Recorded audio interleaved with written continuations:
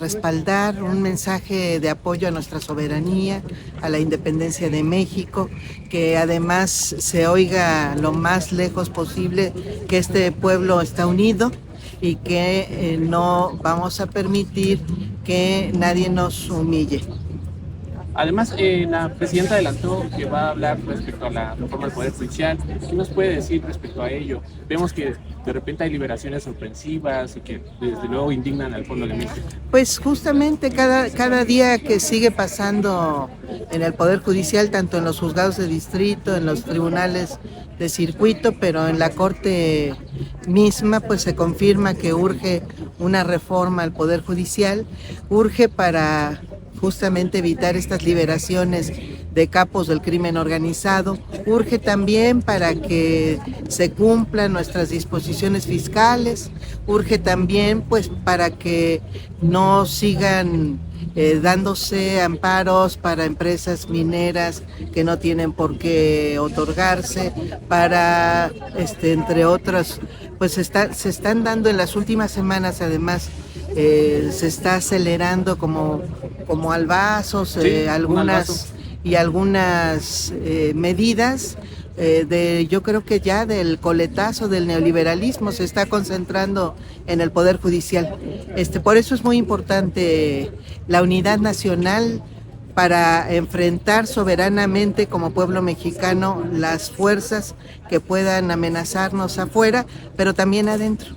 Un pueblo unido justamente también puede defenderse a sí mismo y de entre otros pues de estas fuerzas oscuras que se resisten a transformarse y que se resisten a acatar la voluntad soberana y democrática de nuestro pueblo.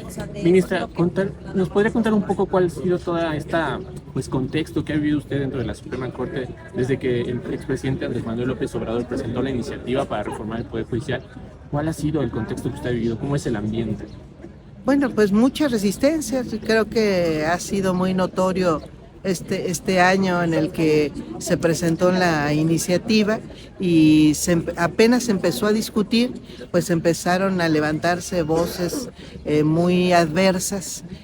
Tuvimos 2 meses y medio parado al Poder Judicial, que por cierto no deja de ser muy sintomático que el país no se haya caído ni le haya pasado nada prácticamente a ningún sector social, lo cual quiere decir que ese Poder Judicial no está resolviendo los problemas más importantes de nuestra población y ese es otro motivo también para su transformación.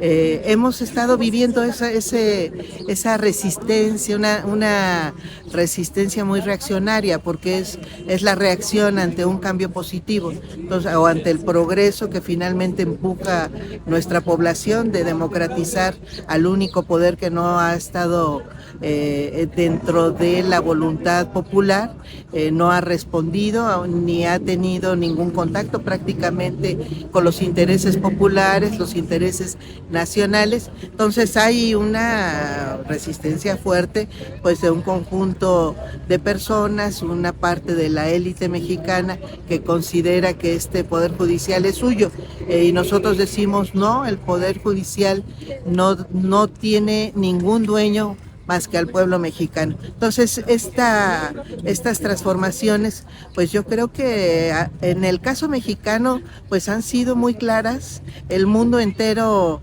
está transformando sus poderes judiciales, los está democratizando, pero el caso mexicano ha sido, pues es unánime, porque no ha habido titubeo. Es absoluto, porque se decidió que en una sola reforma pues se avanzara con la democratización de los poderes judiciales locales y del Poder Judicial de la Federación. Entonces, obviamente que pues iba a haber alguna resistencia, pues, y la sigue habiendo, la seguimos viendo con estos amparos que no quieren sobreseerse, que son ya anticonstitucionales en este momento, pero pues la reforma avanza, la elección está ya en la puerta, porque se va a hacer ser el 1 de junio, es un hecho, las candidaturas ahí están, entonces el INE está en su proceso de organización cada día, además muy activo en una regulación de cada uno de los aspectos que cubren todo este proceso electoral, y yo estoy segura que a partir del 1 de septiembre, pues este país va a amanecer con una magnífica noticia, porque va a contar con un poder judicial por primera vez decidido por el pueblo mexicano. Entonces el pueblo mexicano puede tener esperanza de que ciertos condenas, ciertos procesos, carpetas de investigación que no se han implementado o se han llevado a cabo, sí, van pues, a lograrse. De eso se trata exactamente. Y hay que empujarlo, pues es en este momento, ni siquiera podemos llamarlo elefante reumático, es peor que eso, es una verdadera roca que ha significado un dique para el avance de la justicia mexicana. Entonces, por supuesto que la esperanza de que fluya todos los procesos penales, pero también las posibilidades de acceso a sectores de nuestra población que nunca han visto al Poder Judicial como una institución pública en la que puedan resolver sus problemas. Bueno, ahora deberá estar abierta a todas y a todos los mexicanos. Tenemos muchas tareas que realizar para que eso sea posible, para que los juicios sean económicos, para que toda la gente pueda tener una defensa efectiva y además un juicio pronto, expedito y con justicia y con capacidad, con jueces con capacidad para analizar contextos sociales, diferencias, desigualdades entre las partes y por lo tanto para resolver con justicia. Ministra, hay casos que indignan al pueblo de México, concretos, como de grandes contribuyentes que no han querido pagar sus impuestos, los salarios onerosos, las prestaciones que reciben en la Suprema Corte. ¿Habrá un trabajo ya decidido como prioritario desde que ingrese el nuevo Poder Judicial? Pues ya empezó. Ya, pues, a partir de que se aprobó la reforma empezaron a haber algunos cambios. Por primera vez la Suprema Corte, por ejemplo, pues se bajó la remuneración, por lo menos en la parte del sueldo, porque se ha resistido a suprimir prestaciones muy privilegiadas, pero en la parte de sueldo por primera vez en 2025 tenemos, ¿qué es lo que ganamos en efectivo?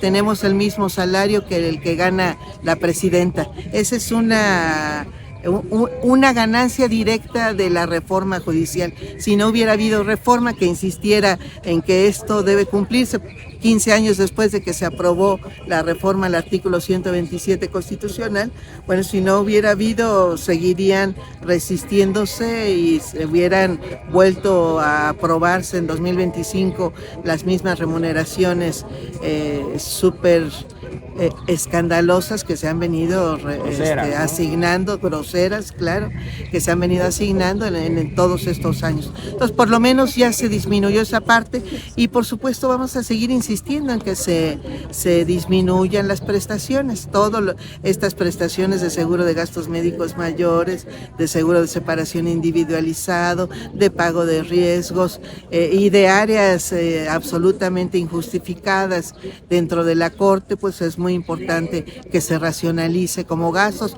Vamos a seguir insistiendo y tiene que lograrse la entrega de los fideicomisos, más de 25,000 millones de pesos que le pertenecen al pueblo mexicano, no a los jueces, no son para los bolsillos de ninguna persona servidora pública, sino debe incorporarse al gasto de infraestructura y de derechos sociales de nuestro país. Ministra, ya por último para dejarla, en los transmitidos a veces mencionan que usted buscaría la presidencia de la Suprema Corte y que algunos, ya saben, los opositores como son, acusan que ha tenido actos anticipados de campaña. Sí, mejor no me preguntes eso porque... Pero, ¿qué no, es una decisión de la gente. Es una decisión de la gente porque también por primera vez quien tenga la mayor votación pues va a ser quien ocupe la presidencia de la Corte, 2 años. Y estos 2 años son muy importantes porque se estarán pues echando a andar todos estos cambios que faltan. Estos, sobre todo los económicos y los de la administración del Poder Judicial de la Federación. ¿Garantizaría usted que estaría cerca del pueblo? con el nuevo ingreso? Quede como quede, yo tengo un compromiso de vida, soy parte de este pueblo y voy siempre a trabajar en su favor. Esté en la Suprema Corte, esté donde esté, por supuesto que esa es mi obligación, y si ocupo una responsabilidad pública, pues es obvio que es el único sentido que tiene, servirle al pueblo. Si no sirve uno al pueblo, pues debe ocuparse en otra cosa. Cualquier persona servidora pública, si no tiene su misión, su finalidad, su enfoque, su compromiso, su responsabilidad volcado hacia el bienestar de nuestro pueblo, si no tiene vocación de servicio, sin duda alguna debe dedicarse a otra cosa. Las personas que se quieren enriquecer no deben pasar por el servicio público, le hacen mucho daño y terminan además legitimando esos hurtos, esos robos en despoblado que tanto han ofendido históricamente a nuestro pueblo. Por supuesto que vamos a trabajar dentro y fuera de nuestras responsabilidades porque quien ocupe los cargos públicos sean personas comprometidas con el pueblo mexicano.